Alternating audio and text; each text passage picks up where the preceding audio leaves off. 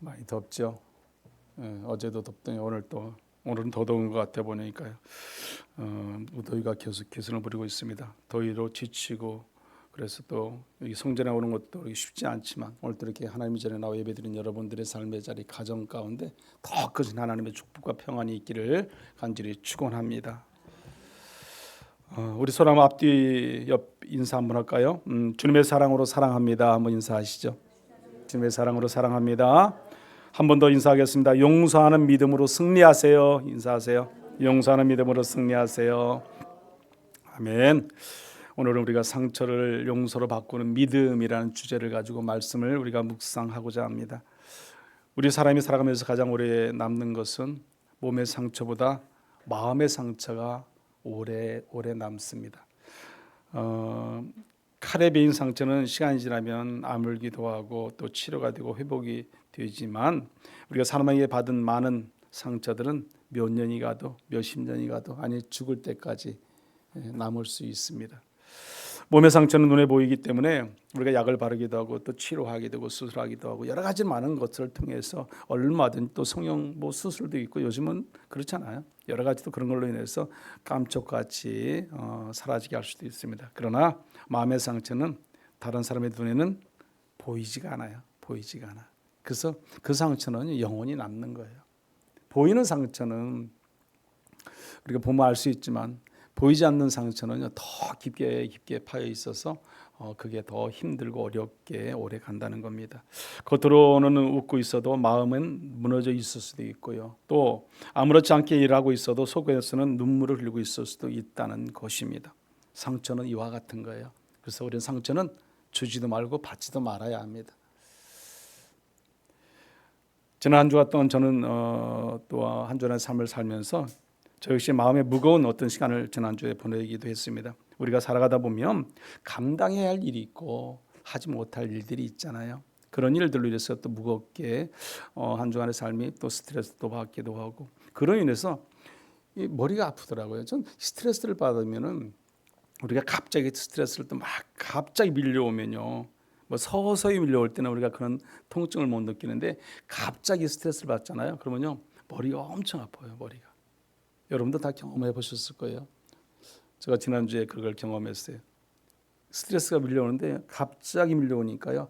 야 이러다 보면 좀 마음이 많은 상처를 받겠다. 근데 집에서 들어와서 또 자려고 하는데도 이 머리가 아프니까 그래서 약을 하나 이 진통제를 먹어야 좀 더 이렇게 편안하게 또 잠을 또 숙면을 취할 수도 있고 그런 결과가 있다는 거죠. 저뿐만 아니라 여러분도 마찬가지일 거예요. 우리가 스트레스를 받게 되면 그와 같은 일들이 일어납니다. 머리가 아프게 돼요. 머리가. 물론 마음도 아프고요. 머리도 아프고 다 아픈 거죠. 안 아픈 데가 없잖아요. 그래서 가능하면 스트레스를 받지 말아야 된다. 안 받는 게 최고다. 아마 저만의 이야기가 아닐 겁니다. 우리는 여기저기에서 많은 상처를 받잖아요. 많은 상처. 그로 인해서 우리가 많은 어려움을 당합니다. 우리가 가정에서 또 사랑하는 가족들이 던지는 말 한마디에 의해서 우리는 엄청난 상처를 받습니다. 또 우리는 또 자녀들에게서 또 우리가 자녀들에게 최선을 다했다고 생각하지만 부모들이 열심히 하지만 자녀들은요 그 부모의 마음을 알아주지 않고 또 마음을 또 상처를 주기도 합니다. 뿐만 아니라 직장이라든지 이런 일들 속에서도 보면은 많은 사람들끼리 서로 주고받던 말들을 통해서도 많은 상처가 있습니다. 뿐만 아니라 오늘 우리가 앉아 있는 교회에서도 마찬가지로 상처가 있기도 합니다. 특별히 가까운 사람에게 받는 상처는 더 깊어요. 더 깊어.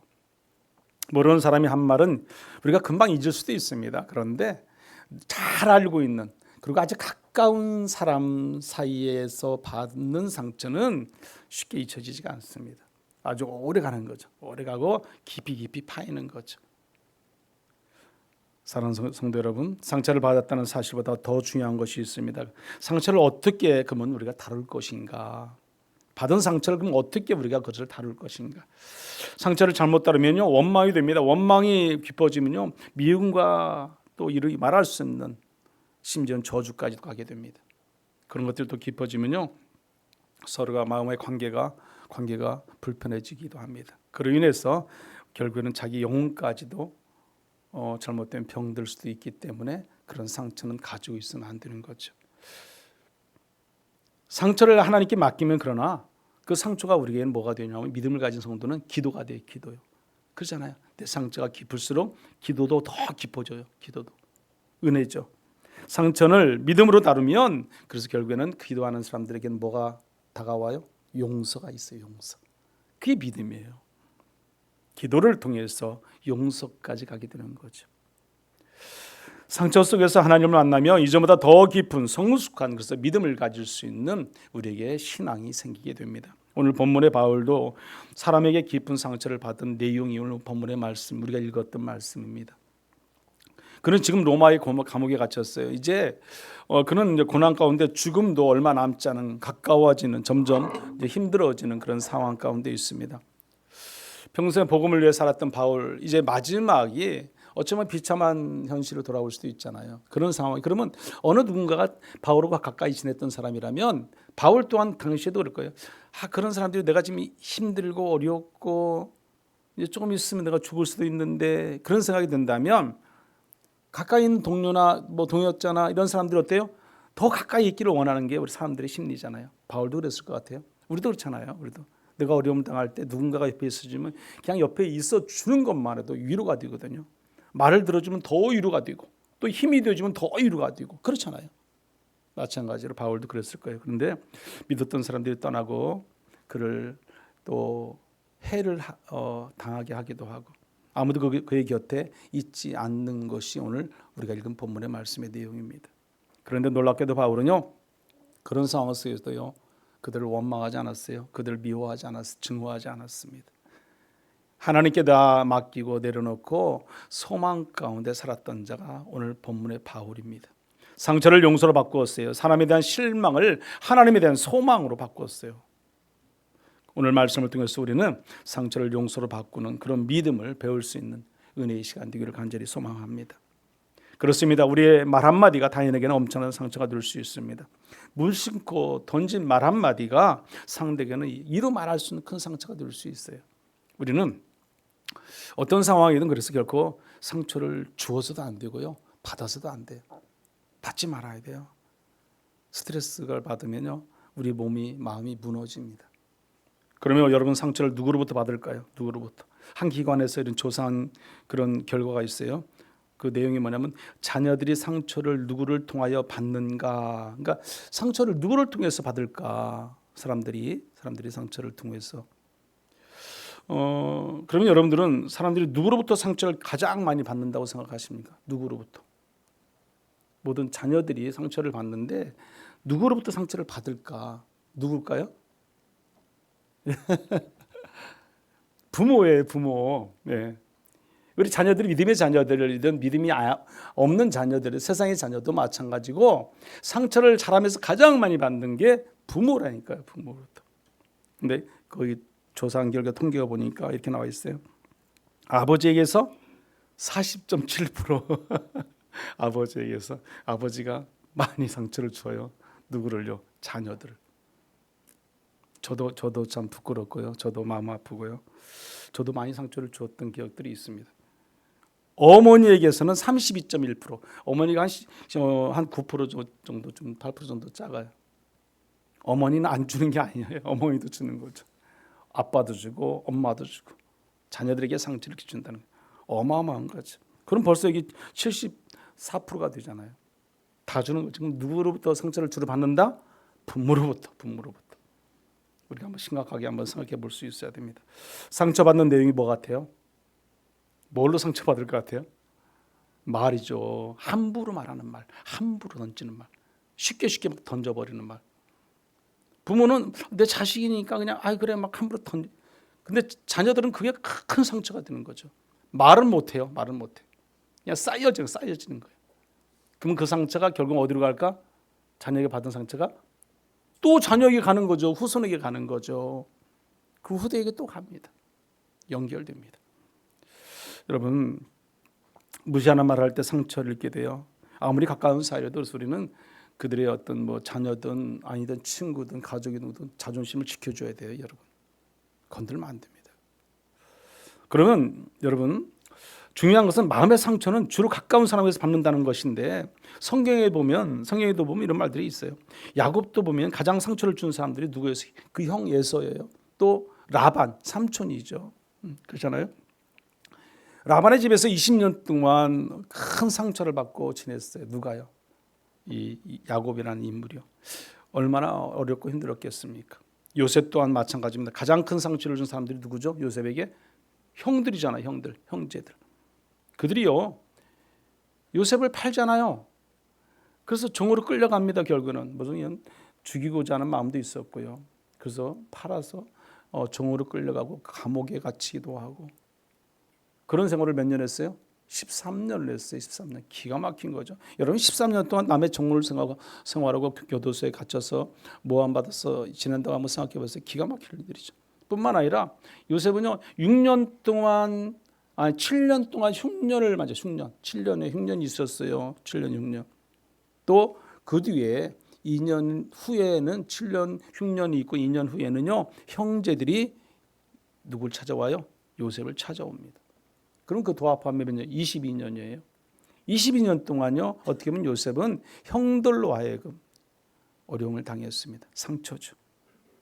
바울에게도 오늘 본문에서 보면 모든 상처를 준 사람들이 늘 바울과 동역했던 자들, 바울 옆에서 같이 복음 전파하고 사명을 감당하고 일을 했던 자들이라는 거예요. 근데 그들이 뭐예요? 누구에게 상처를 줘요? 바울에게 상처를 줬다는 겁니다. 그럼 여러분에게도 여러분 주변에 가족 중에서 아니면 여러분의 생활하는 공간, 직장과 사업장에서 어떤 그 이웃들 사이에서 공동체 안에서 얼마든지 상처를 주고받고 할 수 있다는 거예요. 이 말은요 나에게 상처를 안겨준 사람들은 멀리 있지 않다는 거예요. 멀리 있지 않다. 여러분 저 강원도에 사는 사람이 나에게 상처 줄까요? 뭘 전화로 줄 수도 있겠죠. 아니에요. 저 미국에 있는 제 친구가 저에게 상처를 줄까요? 아니에요. 어디에 있다? 가장 가까이. 오늘 여러분들 중에서 난 상처가 없어요. 그렇게 말할 수 있는 분이 있으세요? 아마 한 분도 없을 거예요. 모두가 상처가 있습니다. 나는 이런 고민과 이런 아픔이 있고 이런 고통이 있고 이런 어려움이 있고 이런 슬픔이 있습니다. 우리가 한번 이야기 꺼내면 다 있을 거라는 거 다. 그러면 여러분 목사님 저는 어때요? 상처를 받을까 안 받을까요? 저도 받죠. 당연히 받죠. 어쩌면요 여러분보다 더 많이 받을 수도 있어요. 그래서 지난주에 그 상처를 저도 받았어요. 받아서 그러니까 너무 머리가 아픈 거예요 이게. 그래서 야 힘들구나. 상처를 받으면 이렇게 아픈데. 그래서 어떤 걸 제가 지난주에 그 상처 받고 머리 아플 때 내가 느낀 게 뭐냐면요. 요즘 제가 지난번에도 말씀드렸지만 우울증이 요새 심해지거든요. 자꾸 우울과 이런 그런 것들이 자꾸 심해지는 요즘 시대잖아요. 그분들이 그런 상처를 막 갑자기 막 너무 받으면요. 너무 깊이 받으면요. 우울증이 생기는 거예요, 여러분. 우울의 장애가 와요. 우울의 장애. 그게 아무 때나 오는 게 아니라 너무 급박한 상처를 받으면 그런 거예요. 이러다 보면 나도 오겠다. 그런 생각을 했어요. 어쨌든 우리가 상처를 이기지 못하고 그걸 스트레스를 계속 받게 되면은 또 우리는 그런 어떤 문제가 생길 수도 있다는 것입니다. 어떤 분은 이렇게 말을 합니다. 난 절대로 타인에게 상처를 안 준다고 생각을 할 수 있어요. 여러분도 그렇게 생각하세요? 안 그래요. 그건 착각이에요. 착각. 우리는요. 내가 열심히 살고 잘 난 산다고 생각해도 우리는 순간순간에 어느 정 보면 저도 마찬가지고 여러분도 마찬가지고 상처를 다 줍니다. 저도 줘요. 가능하면 우리가 상처를 주지 않을 수 있도록 우리가 늘 조심해야 되고 노력해야 되는 거죠. 믿음을 가진 신앙인이 기도하는 신앙인이 예배드리는 신앙인들이라면 우리는 그걸 조절할 수 있는 능력이 생깁니다. 어떻게든지 우리가 말씀과 은혜 가운데 살아갈 때 우리는 상처를 줄 수가 있어요. 가족에게 받는 상처는 부모에게 남편, 형제에게 받는 상처가 얼마나 많은지 모릅니다. 여러분 가장 가까운 곳에서부터 우리는 상처가 오고 있다는 것을 분명히 우리는 명심해야 됩니다. 성경에서는요 마음의 상처를 다음과 같이 표현했어요. 욥기서에 보면 이런 말씀이 있어요. 욥기서 30장 16절에 보면 이제는 내 생명이 내 속에서 녹으니 환난 날이 나를 사로잡음이라. 아멘. 자, 이 말씀이 무슨 뜻이냐면요. 자 보세요. 내 마음이 내 속에서 녹는다고 표현합니다. 내 마음이 어디서 속에서 녹는다. 마음은 생명력과 용기, 의지, 정신력을 의미하기도 합니다. 녹는다는 표현은요, 힘이 완전히 빠졌다는 거예요. 힘이 빠졌다. 의욕이 사라졌다. 의욕이 없다는 거예요. 또 하나는 더 이상 버틸 힘조차도 없다는 그런 상태를 말해요. 그런 상태. 다시 말씀드려서 마음이 다 무너졌어요. 속이 다 녹아내렸어요. 살아갈 의욕이 상실됐어요. 없어요. 없어. 욥은 육체의 병뿐만 아니라 재산도 잃고요. 자녀도 잃고요. 다 잃었어요. 다. 친구도 잃고요. 무너져 내리는 겁니다.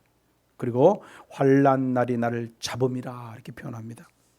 잡았다는 것은 환난이 붙들어 놓고 놓아주지 않는 그런 상태를 말하거든요. 큰 파도에 휩쓸린 사람처럼, 올감에 걸린 사람처럼 사방이 막혀서 꼼짝할 수 없는 그런 상태를 지금 말하고 있어요. 욥은 고난이 나를 덮친 정도가 아니라 고난이 나를 붙잡고 온전히 놓아주지 않는 상태. 이와 같이 마음의 상처는 마음이 녹아내릴 만큼 힘들다는 것을 표현해주고 있어요. 육체의 상처는요, 그 자극을 얼마든지 우리가 없앨 수 있어요. 고칠 수 있어요. 요즘 얼마나 수술들 잘해요. 깜짝 같잖아요. 보이는 것. 그러나 마음의 상처는요, 흔적을 제거할 수 없어요. 아무리 성형 수술을 잘해도 소용이 없어요. 여러분 MRI를 찍고 뭘 찍어도요, 그 마음의 상처는 드러나지 않아요. 나타나지 않아요. 그래서 우리는 상처를 주지도 말고 받지도 말아야 한다는 겁니다. 상처는요, 또 다른 상처를 낳습니다. 세 가지만 제가 말씀드리면 이렇습니다. 첫째는 상처는 인격적으로 사람을 병들게 합니다. 인격적으로 병들게. 무서운 거예요. 무서운 거. 그래서 절대로 주지 말아요. 여러분은 절대로 주면 안 돼요. 저와 여러분은 주지 말아야 돼요. 병든 사람은요, 대인관계가 원만하지 못합니다. 여러분, 긍정적일 수가 없어요. 부정적으로 들어갈 수밖에 없어요. 자기 속에 열등의식이 가득 차 있어요. 사소한 일에도 짜증을 부리고 화를 내고요, 혈기를 부리게 돼요. 여러분. 둘째는요, 상처는 가정생활을 불행하게 만들어요. 가정생활. 여러분이 가장 중요한 게 뭔지 아세요? 가정생활이에요, 여러분. 가정이 화목해야 돼요. 가정이 행복해야 돼요. 가정이. 24시간 거의 함께하는 게 가정이잖아요, 여러분. 상처가 가장 쉽게 표출되는 것이 가정입니다. 부부생활과 행복하게 가정에서 더 하나가 되어야 되는데, 가정의 실패의 원인은 서로 감춰진 상처 때문에 그런 거죠. 상처를 주고받다 보니까. 마지막 세 번째는요, 상처는 자녀에게 유전합니다. 유전해. 이것이 무서운 거예요. 부모의 상처는 자녀에게 유전됩니다. 자녀들이 부모에게 상처를 입고 부모가 증오하면서 그대로 담게 되고 또 다른 그 후대에게 그것이 대물림이 되게 된다는 거예요. 그게 무서운 거예요. 그게. 아버지로부터 상처를 받고 성장한 자녀는요, 나는 결코 우리 아버지와 같이 되지 않을 거야. 술을 많이 마신 아버지가 계셔요. 그 아들을 그 아버지한테 맨날 한 소리 듣고 때로는 매맞기도 하고, 나는 우리 아버지처럼 술 절대 안 먹을 거야. 안 먹을까요? 더 잘 먹어요. 더 잘 먹어요. 그게 이 대물림이에요, 여러분. 대물림. 그럼 우리가 어떻게 되겠어요? 믿음을 가진, 믿음의 신앙 안에 살아가는 우리가 끊어야죠. 끊어야죠. 누구 때? 우리 때. 그것을 알고 깨달은 때에 내가 깨달았으면, 아, 이것이 나쁜 거네. 아, 이것은 분명히 악한 영향력이네. 끊어야죠. 내 후손에게 안 내려가죠. 선한 영향력을 끼쳐서 밑으로 내려가려면은 끊어야 돼. 누가? 내가. 알코올 끊어야죠. 내가 먹으면서 자녀들한테 너 먹지 마. 안 되죠. 안 됩니다. 절대로 안 됩니다. 내가 안 하고 후손들에게 본호를 보여주면 후손들은 안 하게 되어 있습니다. 그것이 바로 악한 영향력을 끊어내는 고리예요. 선한 영향력을 끼쳐야 돼요. 선한 영향력. 대물림은 무서운 거예요. 무서운 거. 그런데 악한 대물림이 될 수 있고 선한 대물림이 될 수 있잖아요. 무엇을 우리가 대물림하겠습니까? 선한 대물림을 해야지. 오늘 본문을 통해서 볼 때 우리가 그러면 바울은 어떤 상처를 받았을까? 한번 우리가 본문을 보죠. 한번. 여기 한번 보세요. 10절 한번 볼까요? 우리 한번 같이 읽어보죠. 10절 말씀. 대만은 이 세상을 사랑하여 나를 버리고 데살로니가로 갔고 그레스게는 갈라디아로 디도는 달마디아로 갔고. 예. 야, 여기 보면 대만은 대마가도 갔고요. 뭐 여기 또 그레스게도 갔고요. 디도도 가고 다 갔어요. 다 갔어요. 누굴 떠났어요? 바울을 떠났어요. 바울을 지금요. 성경. 근데 여기서 바울을 떠나는데 그들이 어디로 가요? 이 세상을 사랑하여 그랬어요. 이 세상을 사랑하여. 여러분, 세상이 얼마나 좋습니까? 여러분, 세상은요, 내가 한번 살아볼 만하잖아요. 먹을 것도 많고 요즘은 또 특히 쾌락적이고 즐거움이 있고 내가 얼마든지 뭐 뭔가 즐거울 거를 찾기를 원한다면 어디를 못 가겠습니까? 어디 가든지 다 우리가 뭐만 있으면 돈만 있으면 해결하잖아요. 그게 세상이에요. 여기 분명히 말씀합니다. 이 세상을 사랑하여 그랬어요. 하나님보다 더 세상에 즐거움과 쾌락에 빠져 있는 거죠. 하나님보다 더 즐거울 거를 찾는 거예요. 여러분, 그들이 떠난 이유는 이 세상을 사랑했다는 거예요. 여러분이 사랑할 것은 하나님을 사랑해야 되는데 여러분이 세상을 사랑해 보세요. 그럼 여러분도 당연하게 똑같이 따라갈 수밖에 없는 거죠. 여기 뭐 얼마든지 그레스계라든지 뭐 디도라든지 뭐 대마가 될 수 있는 거죠. 제가 목회를 하면서 느끼는 것이지만 목회도 그렇습니다. 마찬가지입니다. 가장 믿던 사람이 떠나갈 때 어떤 때 그럴 때 보면은 가장 사랑했던 사람이 등을 돌리고 떠날 수도 있잖아요. 그럼 그 얼마나 큰 상처가 되거든요. 때로는요.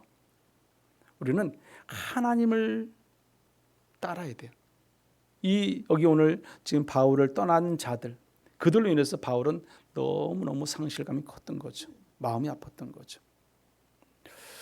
오늘 이 본문의 말씀 14절에도 보면 이렇게 말씀을 하는 누가 나오냐면 여기 보면은 알렉산더가 나옵니다. 한번 이 14절 말씀도 같이 한번 읽어볼까요? 14절 구리 세공업자 알렉산더가 내게 해를 많이 입혔음에 주께서 그 행한 대로 그에게 갚으시리니 아멘. 자, 여기 구리 세공업자 알렉산더가 내게 해를 많이 입혔다 말합니다. 해를 입혔다.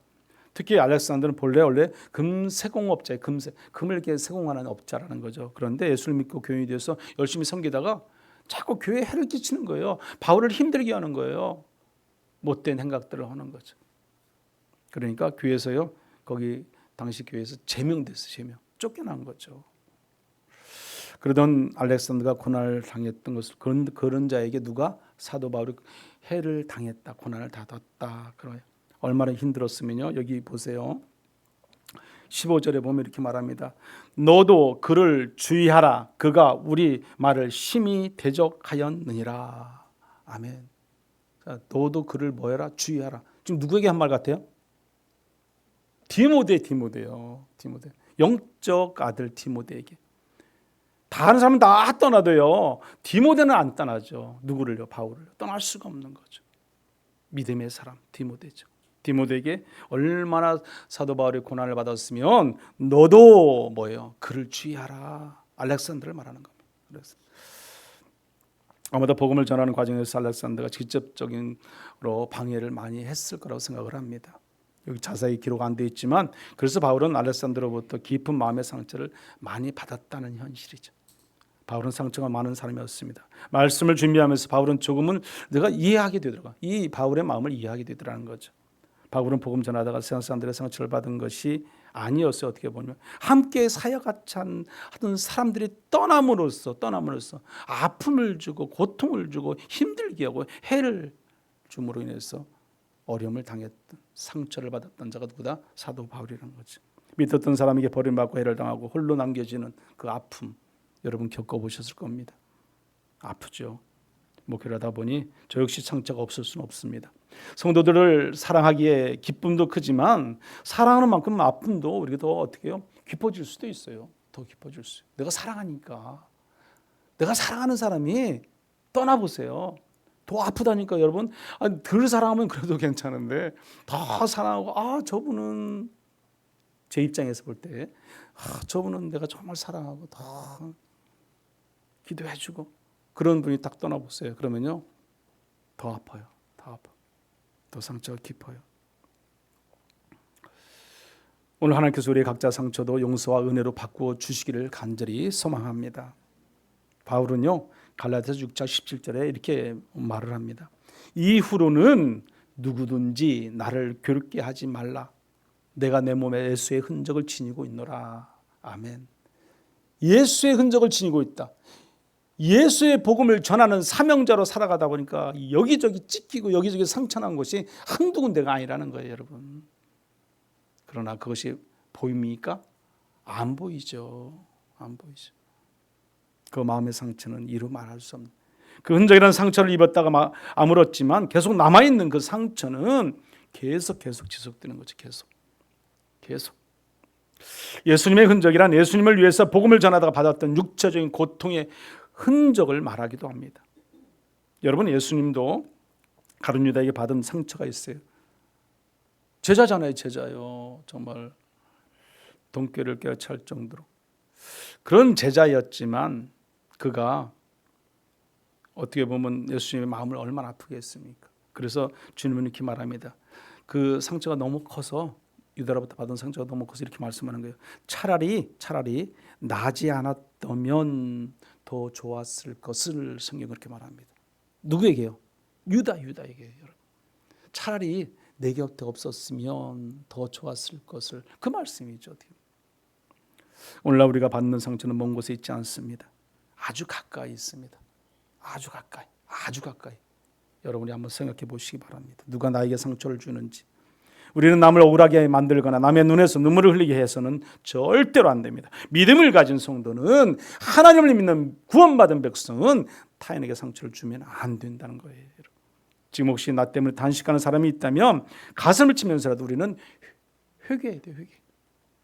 나로 하여금 상처를 받은 사람이 내 곁에 누군가 있다, 바로 옆에 있다, 아니 멀리 있다 그러면 우리는요 눈물을 흘리며 회개해야 된다니까요. 누가? 내가 상처를 줬으니까 여러분 회개해야죠. 내 가정과 내 아내와 남편, 자녀, 그리고 내 이웃, 형제들에게 우리는 그렇게 회개할 수 있어야 돼요. 하나님께 회개하고 진정으로 그들을 다시 우리가 돌아볼 수 있어야 됩니다.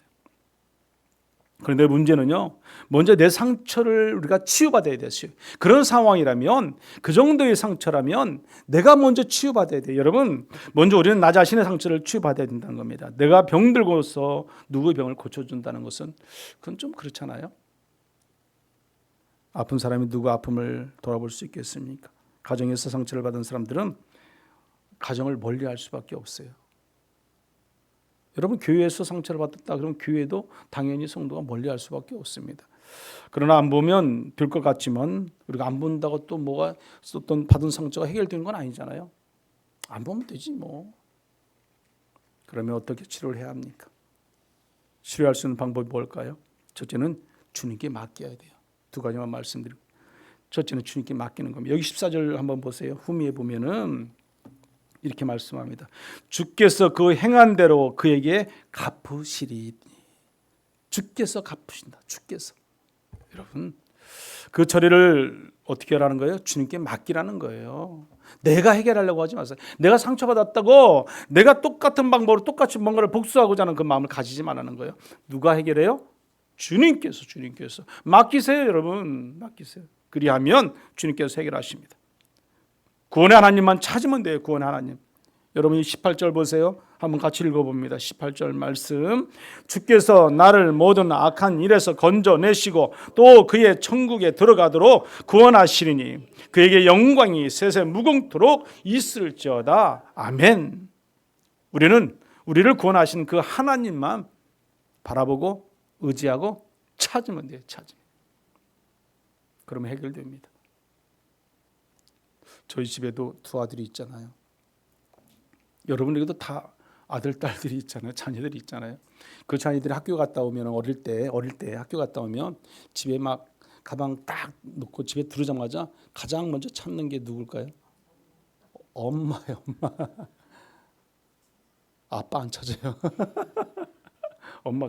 왜 그럴까요? 엄마가 더 편하니까 그래요, 엄마가. 예? 엄마가. 그러면 그 아들들이 컸어요.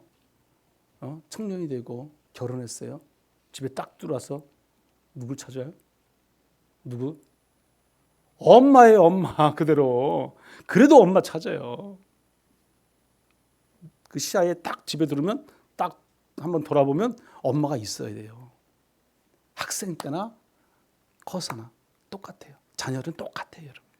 엄마 찾아요. 아빠 안 찾아요. 아빠는 그래요. 엄마? 어디 갔어? 뭐 했어? 그것이 아빠가 하는 역할이에요, 역할. 아빠가 해야 할 역할은 엄마 잠깐 어디 나갔어? 아빠 안 찾아요, 여러분. 엄마 찾습니다. 마찬가지로 우리는 누굴 찾으면 돼요? 하나님 찾으면 되죠. 하나님이요. 우리가 누굴 찾겠습니까? 요 하나님 바라보고 의지하고 하나님 찾으면 끝나는 거예요. 다. 그러니까 그 자녀들이 엄마 찾으면 엄마 딱 눈에 들어왔어요. 시야에 들어왔어. 그러면 그 자녀가 원하는, 그 자녀가 뭐가 채워야 하는 그런 만족도가 다 해결되는 거예요, 여러분. 그렇잖아요. 엄마 얼굴 봤네? 그러면 해결. 자유함. 여러분이 하나님 찾고 하나님 딱 바라보면요, 해결된다니까요, 여러분요. 모든 문제, 어떤 상처도 해결될 수 있어요. 어떤 아픔도 상처도 해결될 수 있어요, 여러분. 누굴 바라보느냐, 누굴 찾느냐. 정말 간절한 마음으로 하나님을 찾고 하나님을 바라보기를 간절히 소망합니다.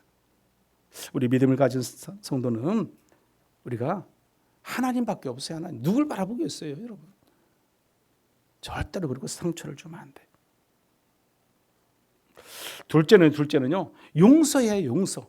오늘 본문의 말씀도 나오지만 용서하지 않으면 안 돼요, 여러분. 용서해야 돼요. 여기 16절 보세요. 한번 같이 읽어볼까요? 16절 말씀. 내가 처음 변명할 때에 나와 함께한 자가 하나도 없고 다 나를 버렸으나 그들에게 허물을 돌리지 않기를 원하노라. 아멘. 자, 내 마음의 상처를 치료하기 위해서는 내가 상처를 입은 사람은 어때요? 용서해야 된다는 거죠. 내가 치료받기 위해서는 먼저 뭐 해야 된다? 용서가 필요해요. 용서. 저도요, 용서가 안 될 줄 알았어요. 예전에 아픔을. 그래서 그게 너무 오래 가요. 몇 년이 가요. 몇 년. 용서가 안 돼. 왜 마음속에서 막 나오는데 그 용서가 되겠습니까? 여러분, 안 되죠. 여러분도 저도 똑같은 그런 심정일 거예요. 여러분도 그런 마음 다 있었을 거예요. 용서가 안 되잖아요. 그런데 세월이 흐르니까 어떻게 돼요? 용서가 되잖아요. 용서가. 저 지금 용서 안 한 사람 아무도 없습니다. 저는 다 했어요. 아무리 저를 힘들게 어렵게 했다 해도 지금 살아오면서 지금까지 인생 살면서 용서하는 사람 하나도 없어요. 다 용서했어요. 상대방이 저를 용서 안 한 사람이 있을 수도 있겠죠. 근데 저는 다 했어요. 저는 어쨌든. 그게 믿음이에요, 여러분. 그 믿음으로 우리가 살아야 됩니다. 상처를 입힌 사람을 용서하지 못하고 미워하는 동안에 내 마음은 계속해서 어떻게 보면요, 속에서 골마 터지는 거죠. 용서를 안 하면, 내가 상처를 가지고 계속 가고 있으면 용서를 안 하면요, 골마 터진다니까요, 여러분. 여러분, 요셉의 용서를 한번 보세요. 요셉은 정말로 가장 큰 상처를 준 사람들이 형들이잖아요. 근데 그 요셉이 그 형들을 어떻게 합니까? 결국에는 다 용서하잖아요. 아까 제가 말씀드렸죠. 22년 동안 형들로부터 어려움과 고난을 당했다고 제가 말씀드렸잖아요. 성경이 뭐라고 기록하냐면 이렇게 말합니다. 오히려 울면서 형들을 안아주고 그들에게 고백하는 고백이 이 말씀이에요. 창세기 50장 20절의 말씀이에요. 한번 같이 읽어볼까요? 당신들은 나를 헤아려 하였으나 하나님은 그것을 선으로 바꾸사 그랬어요. 선으로 바꿨다. 용서죠, 용서. 성도 여러분, 용서는 상대를 위한 것이 아니라 내 마음을 살리는 일이 우선적으로 되는 거예요. 용서는 내가 먼저 사는 거예요. 내가 먼저 살아. 용서하면 상대방이 사는 게 아니에요, 여러분. 내가 먼저 살아요. 용서하지 않은 상처는 계속 골마 털어집니다. 그러나 용서하는 순간 하나님께서 내 마음을 뭐한다? 치료하신다. 사도 바울은 골로새 3장 13절에 이렇게 말합니다. 우리 한번 같이 읽어보죠. 누가 누구에게 불만이 있거든 서로 용납하여 피차 용서하되 주께서 좋지 용서. 아멘. 이 말씀을 현대어 성경으로 찾아보니까 이렇게 써 있더라고요. 제가 한번 읽어드리겠습니다. 관용을 베풀어 언제나 남을 용서하고 원한을 품지 마십시오. 주께서 어려움을 용서하신 것을 기억하고 여러분도 다른 사람을 용서하십시오. 아멘. 이 현대 성경이 이렇게 쉽게 표현되어 있죠. 주께서 하셨으니까 여러분도 하세요. 용서하세요. 그 말씀이잖아요. 우리 주님도 하셨는데 우리가 못할 게 뭐가 있겠어요, 여러분. 당연히 우리가 해야죠. 여러분들 특히 누구를 용서해야 합니까? 나에게 상처를 준 사람을 용서해야 합니다. 내가 상처를 받으면 우리는 자신도 모르게 마음속에, 인간은 누구든 똑같아요. 복수심을 가지게 돼요. 마음속 깊은 곳에 내가 가만두나 봐라. 너도 한번 당해봐라. 그런 마음들이 있어요. 그런데 그 복수는 내 문제를 해결하는 비책이 아닙니다. 그럼 그 해결 비책이 뭐겠어요? 용서죠, 용서. 결국 상처를 준 사람은 자기 생활을 하는데 상처를 받은 사람만 어떻게 보면요, 현실을 살아도 사는 것 같지가 않아요. 왜요? 과거에 묻혀 있으니까. 과거에 막 잡혀 있으니까 사는 것 같지가 않아요. 용서는 상대방만을 위한 것이 아닙니다. 먼저 내 영혼을 살리는 일입니다. 나에게 상처를 줬다 할지라도 용서하세요. 용서. 그래야 내가 살아요. 내가. 그래야. 힘들지만 골은 깊지만 용서해야 내가 살아요. 용서하지 못하면 상대방을 묶어두는 것 같지만 사실은 내가 그 사람에게 묶여 있는 거예요. 여러분 거꾸로 생각해야 돼요. 나 너 절대로 죽어도 용서 안 할 거야. 너는 한번 고난을 당해봐야 돼. 너는 고통을 당해봐야 돼. 그게 누구에게 와요? 나에게 온다는 게 나에게요. 여러분. 내가 묶인다니까. 그 용서하지 못한 내 마음속 그 안에 악한 사단의 영이 꽉 사로잡았어요. 내가 묶여서 내가 꼼짝 못하는 거예요. 여러분. 그럼 어떻게 되겠습니까? 여러분? 내가 용서해야죠. 내가. 그리고 사랑해야죠. 사랑. 다음 주는 제가 예수님의 세계명 사랑에 대한 말씀을 제가 하려고 지금 준비하고 있어요. 말씀이 우리가 어떻게 보면 맨날 하는 말씀이고 똑같은 말씀이 똑같은 사랑 얘기인데 그 안에 정말 진리가 있어요. 진리. 하나님 말씀을 묵상하고 또 묵상하면 그 안에서 하나님께서 우리에게 놀라운 역사를 통해서 은혜의 말씀을 주세요. 우리의 삶을 책임져 주시고 인도하시는 그런 게 있어요. 여러분 용서해야 됩니다. 상처 속에 오늘도 마음속에 떠오르는 사람이 있으면 용서하십시오. 말씀을 준비하면 내적 치유 직접 할 수 있습니다라는 그 책이 있어요. 그 책을 보니까 이렇게 기록되어 있어요. 내적 치유는 특별한 치유 집회나 전문가가 할 수 있는 것이 아니라는 거예요. 성령님의 도우심 가운데 성도 스스로가 받을 수 있는 것이 뭐다? 내적 치유다. 그 책은 그렇게 요약해서 말하고 있어요. 거기 보면 이 강육생 목사님은요 이렇게 말합니다. 몸의 상처는 눈에 보이지만 마음의 상처는 보이지 않아 더 오래 아프다. 그렇게 표현했어요.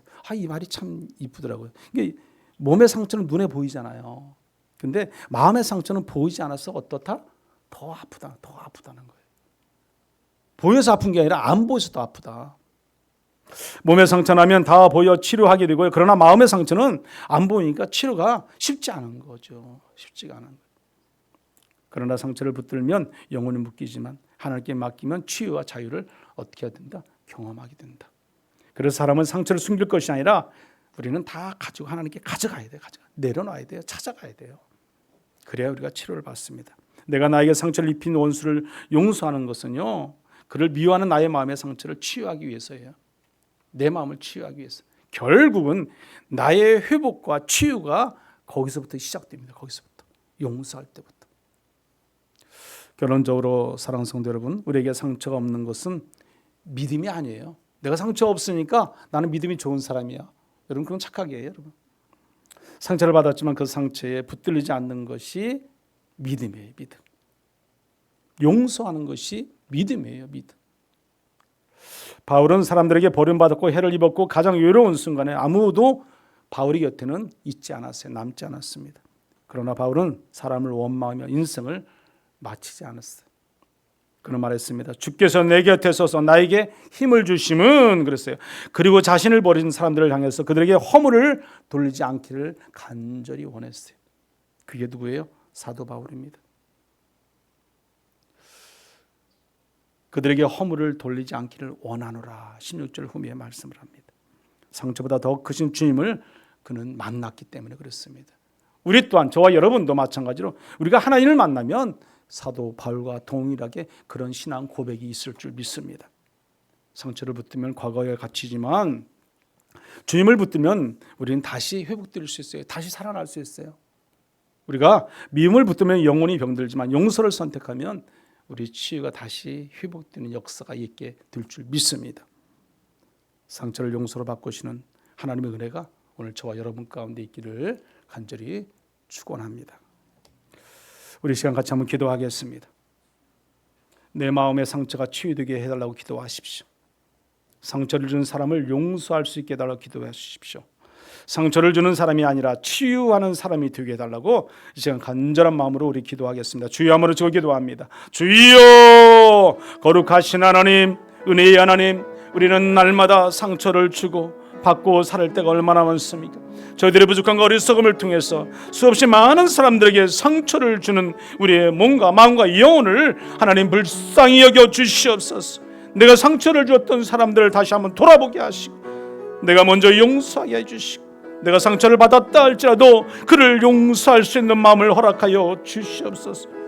내 마음의 상처 다 치유되게 하시고 상처를 준 사람을 다 용서케 하여 주셔서 우리가 상처를 주는 사람이 아니라 치유하는 사람으로 날마다 은혜 가운데 살아가는 우리의 모든 성도의 삶이 될 수 있도록 하나님의 은혜의 은혜를 더하여 주시옵소서. 오직 믿음 안에 살게 하시고 주님을 떠나지 않게 하시고 주님과 더불어 살아가게 하셔서 참된 구원 하나님을 찬송케 하여 주시고 주의 말씀 가운데 승리하는 삶을 살아가는 우리 모두가 되도록 축복하여 주시옵소서.